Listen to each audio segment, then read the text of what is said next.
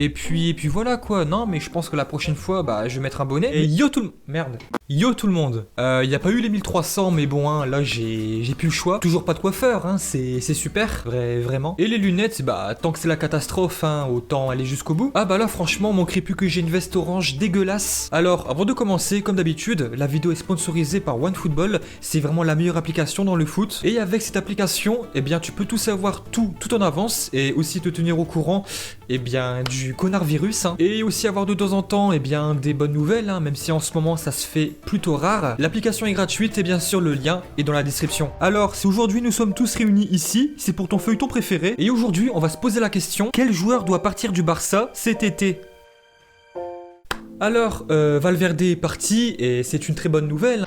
Mais bon, il y a encore du petit ménage à faire, mais ce n'est pas du tout facile de répondre à cette question car chaque personne est différente. Il y a des joueurs qui n'ont pas encore confirmé et qui ont besoin de temps supplémentaire pour retrouver le niveau qu'ils avaient dans leur ancien club, des joueurs qui ne sont pas si talentueux que ça, des joueurs aussi qui ont dépassé la barre des 30 ans et qui ont du mal à tenir le rythme, etc. etc. Heureusement que t'es là, toi. Mais quand je dis que répondre à cette question n'est pas du tout facile, eh bien c'est normal, hein, on peut pas se mettre à la place de la personne concernée, de savoir son état d'esprit, de savoir de ce qu'il pense de la situation et aussi le plus important, son état physique. Et moi dans cette vidéo, eh bien je vais me fier à ce que je vois dans les matchs et aussi le plus important, les besoins du club parce que hein, c'est toujours le club qui passe avant tout. Alors je précise bien, ce n'est pas parce que moi je dis ça que j'ai absolument raison, hein, chacun a un avis différent. Peut-être que j'ai raison, peut-être que j'ai tort. Si vous n'êtes pas d'accord avec moi, aucun souci. Vous n'êtes pas obligé de me traiter dans les commentaires, hein. Je l'ai déjà dit, ton clavier est ton ami et pas ton ennemi. Et puis voilà, tout simplement, si tu n'es pas d'accord, eh bien écris-moi un petit message dans les commentaires et je vais essayer de répondre à tout le monde. Et voilà. Alors, en premier, Rakitic. Pour moi, le Croate est en train de faire la saison de trop et je pense que je suis pas du tout le seul à le penser. Il aurait dû partir l'an dernier, son statut de titulaire indiscutable a été sérieusement remis en cause avec l'arrivée de De Jong. L'été dernier, on a parlé d'un éventuel transfert à Paris pour pouvoir faire revenir Neymar et même d'autres épisodes, hein. Il y avait l'Inter, il y avait la Juve et aussi Manchester United. Cet hiver aussi, il aurait pu partir, il l'a pas fait, pour moi c'est une bonne nouvelle, car vous connaissez mon avis là-dessus, pour moi quand tu fais partir un joueur en janvier, eh bien tu te prives une force supplémentaire pour le reste de la saison, parce qu'une saison est longue, hein. Il y a beaucoup de compétitions, il n'y a pas non plus 36 joueurs dans l'effectif, et on le voit, il y a beaucoup de blessés, et voilà, même si Rakitic n'est plus très important, il reste quand même un joueur professionnel d'un bon niveau. Et voilà, pour moi c'est une bonne nouvelle qu'il est resté. Et maintenant ça fait environ 2-3 jours que la rumeur augmente de plus en plus. Il y a vraiment de fortes chances que Rakitic retrouve son ancien club, le FC Séville. Avec Séville, Rakitic a gagné la Ligue Europa. Il veut à tout prix rester en Espagne. Et si le Croate rejoint son ancien club, pour moi c'est une bonne nouvelle pour lui, comme pour le club et même pour le Barça. Rakitic, il n'est pas cramé, hein. Il a 32 ans, certes, mais il peut encore faire des bonnes choses, mais plus au Barça. Séville n'est pas un cadre européen, il aura donc moins de pression, les caméras ne seront plus autant braquées sur lui qu'avant, et franchement c'est dur, hein. Le Croate, ça fait 5 ans qu'il est là, il a été quand même assez important, avec ce but en finale de Ligue des Champions 2015 contre la Juve. Mais voilà, c'est une réalité, Rakitic, ce qu'il savait faire de mieux avant, c'était se projeter, les transitions, et voilà, là, il n'y arrive plus autant qu'avant, il n'ose plus vraiment le faire. Et pour le Barça, ça pourrait permettre à Riqui Puig de gagner du temps de jeu, ce qui est pour moi super important. Et maintenant, on va s'attaquer à un sujet assez délicat, Ousmane Dembélé. Crochet. Eh bien moi Ousmane, je le transfère pas, je le garde, je le protège. Alors oui je sais, il est énervant, il a fait beaucoup d'erreurs de discipline. Et surtout, bah, il se blesse beaucoup, voire tout le temps. Mais franchement, avec lui, vous voulez faire quoi? Le vendre? Mais franchement les gars, en ce moment, combien tu peux le vendre? Il vaut combien? 50, 60 millions maximum? Il a coûté le double, voire 3 fois plus. Et franchement, si le Barça commence à le vendre maintenant, ça serait vraiment un aveu mais horrible du club, un de plus, ouais. Surtout que nous sommes en 2020, et en 2020, bah, il a joué 0 match, une bulle comme ça. Moi, j'assume ce que je dis, Ousmane, je le garde, mais pour le moment, ça ne me vient même pas à l'esprit de le vendre. Et puis voilà, non, Dembélé, moi je le garde pour qu'il puisse vraiment exploser au Barça. Enfin, avec Dembélé, le Barça a une arme destructrice qui est en panne, qui ne sert à rien, mais qui peut vraiment servir dans un avenir proche, et j'espère... ouais, désolé, je vais la ranger. Et franchement, non, faut dire la vérité, si vraiment le Barça arrive vraiment à faire fonctionner Dembélé, mais ça peut vraiment faire très très mal. De toute façon, c'est simple, hein, le club n'a pas le choix. Dembélé a compris certaines choses au départ. Il faisait beaucoup de conneries, mais maintenant, ce n'est plus vraiment le cas. Il a compris certaines choses. Il fait vraiment des efforts pour manger équilibré, pour soigner son équilibre de vie, son hygiène de vie. Et voilà, après il se blesse, c'est pas... Des fois il se blesse, c'est de sa faute, mais c'est pas toujours le cas. Le club a aussi une petite part de responsabilité là-dessus. Et d'ailleurs, ils l'ont avoué, hein, les préparateurs physiques ont dit que la préparation physique que Dembélé a actuellement, ou avait, hein, parce que là il est blessé, eh bien ce n'est pas vraiment fait pour faire parler son explosivité. Et après, bah Dembélé il est encore jeune, hein, il aurait 3-4 ans de plus, 25, 26 ans, voire 27. Là, je te dis d'accord, ça commence à être chaud quand même, mais là il est encore jeune, 22, 23 ans.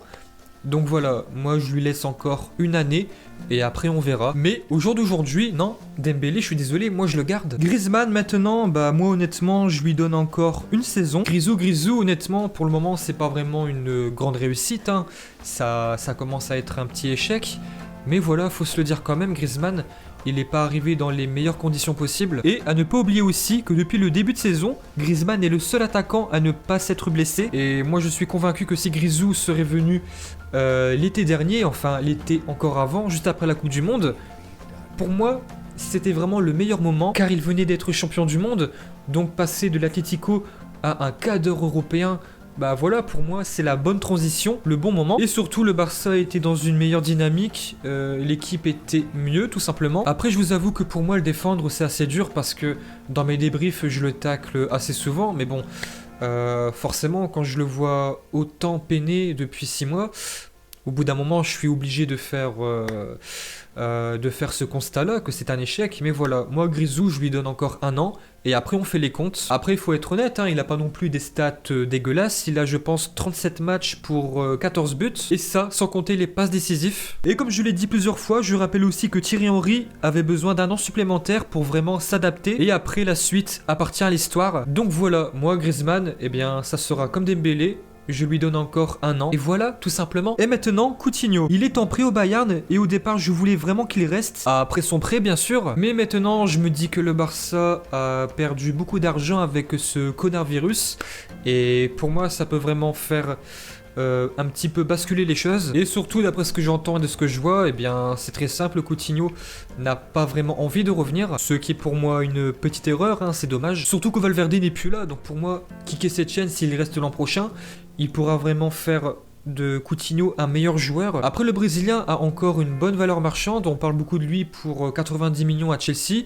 Ça pourrait être une bonne solution. Et 90 millions, bah voilà, ça pourrait quand même servir à faire venir Martinez ou même faire revenir Neymar ou d'autres joueurs. Après, honnêtement, si Coutinho part, ça me ferait quand même mal au cœur parce que je suis convaincu que le Barça est fait pour lui, qu'il peut vraiment tout réussir au Barça. Donc voilà, Coutinho, s'il reste, pour moi, c'est une bonne nouvelle. Mais s'il part, ça pourrait être aussi une bonne solution. Donc voilà, affaire à suivre. Et maintenant, on va passer à un joueur que je tacle assez souvent dans mes débriefs. Mais voilà, c'est Sergi Roberto. Roberto a maintenant 27-28 ans. Il y a 4-5 ans, on disait beaucoup qu'il est jeune, qu'il peut encore progresser.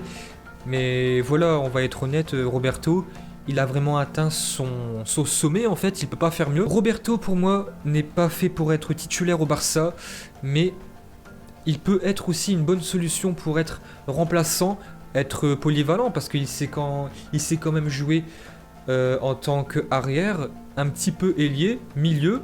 Mais voilà, Roberto en fait, comme je l'ai déjà dit, il n'excelle dans rien, mais pour être remplaçant en super boost, bon là par contre ça peut être intéressant. Donc voilà, moi Roberto, je le garde, mais pas pour être titulaire. Après, il faut être honnête, hein, moi ce que j'aime quand même chez lui, c'est qu'il ne joue pas non plus très souvent, il n'est pas très souvent titulaire, mais il ne fait jamais de bruit. Il peut se passer 3-4 matchs sans qu'il puisse jouer une seule minute. Non, pour lui, il ne râle pas, et c'est quand même assez intéressant d'avoir un joueur de ce profil-là. Donc voilà, moi Roberto, je le garde, mais en tant que remplaçant. Et maintenant, on va passer à un sujet aussi assez délicat, Arturo Vidal. Alors, si j'ai choisi de parler d'Arturo Vidal l'an dernier, c'est pas pour rien.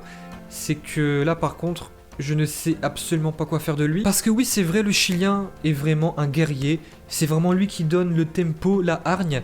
Mais c'est pas normal. C'est que sa deuxième saison au club, mais ce n'est pas normal que c'est lui qui donne ce tempo-là, cette hargne. Normalement, ça doit être Piqué, Messi, même Ter Stegen, etc. Donc, c'est bien que ça soit Vidal qui le fasse.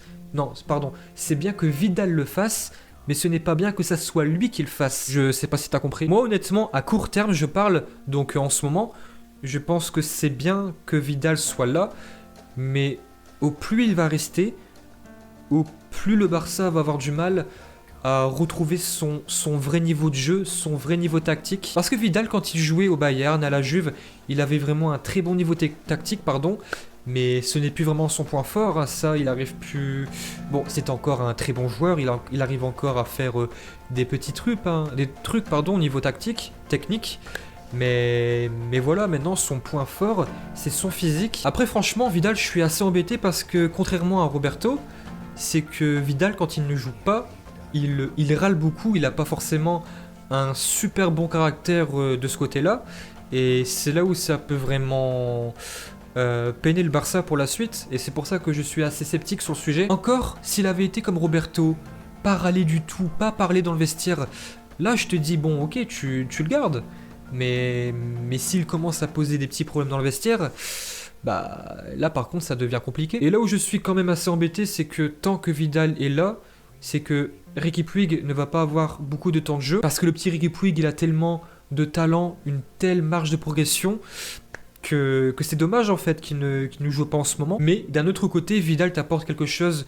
qu'on a besoin, c'est une hargne sur le terrain, cette envie de combat. Donc voilà, Vidal, je suis assez embêté parce que il t'apporte quelque chose qu'on ne doit pas avoir normalement, mais aussi qui te fait du bien. Donc voilà. Donc voilà tout le monde, j'espère que vous avez aimé cette vidéo. Si c'est le cas, un abonnement si c'est pas fait, un like, un commentaire, un partage, ça fait plaisir. Et moi je te dis à très bientôt.